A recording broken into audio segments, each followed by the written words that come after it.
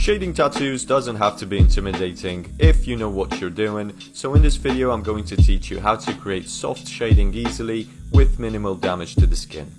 Shading is pressure based and it takes time to build up layer by layer. If you're using fake skin to practice, you're gonna have a harder time shading properly as the silicone rubber is made of is tougher and doesn't saturate as easily as human skin does. But you should still give it a go just to get used to the hand movement, speed, and just keeping the machine steady.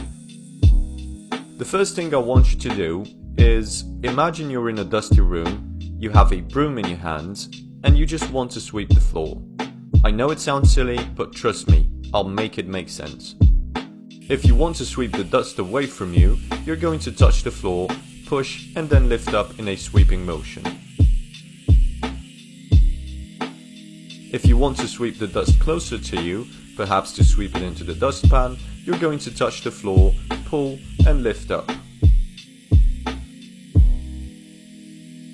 If you want to sweep the center of the floor, you're going to use a pendulating motion where you touch the floor in the center, then lift up on the sides.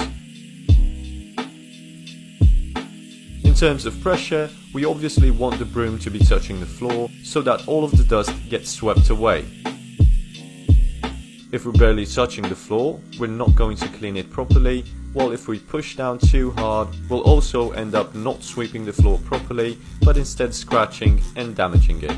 So once again, whether you're tattooing, sweeping the floor, or just writing your name down on a piece of paper, the pressure we need to use is somewhere in the middle, and the goal is for the ink to get into the dermis, so take your time building it up and don't try to go in very deep, as shading is not about pulling one pass shades, but about slowly building them up.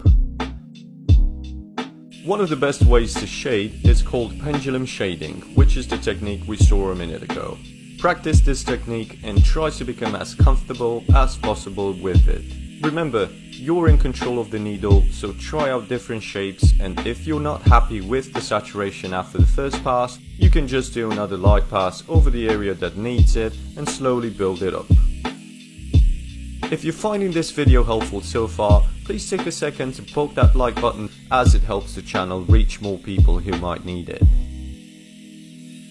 If you want to make it even softer and more saturated, you can try cross-hatching like this while applying slightly less pressure than with the previous pass.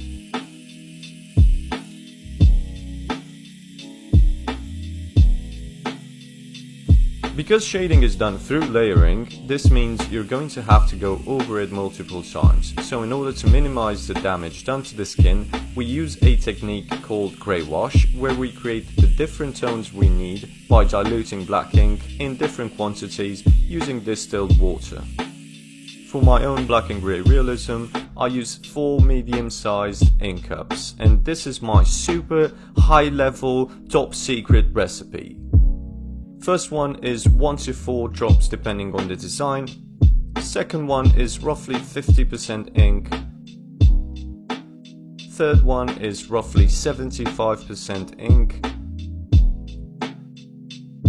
And the last one is just pure black.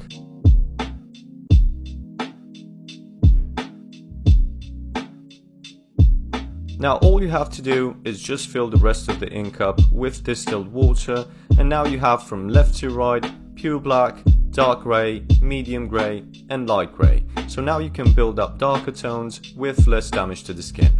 Just remember, this is my own personal recipe that works for me and my style, so try to experiment with different quantities in order to get the tones that you need. And never buy pre-made grey wash sets because they're just a waste of money and you can get better results by preparing your own set. You can also use pendulum shading to blend different tones together. Some people like to start with the darker tones and add the lighter tones after, but I personally prefer starting with the light tones and then layering the darker tones on top of that.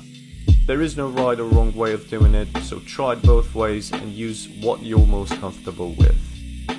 When it comes to needle size, other than the obvious differences, it's worth noting that smaller needles will saturate the skin quicker than larger needles, but larger needles will produce softer shading, so try out different size needles for different situations and designs. What about speed? Well, speed is subjective to the artist, so you have to experiment with different speeds to find the one you're most comfortable with. But if you're a beginner, I recommend starting with a slower speed, so maybe around 7 volts, as higher speeds can actually damage the skin quicker if you're inexperienced.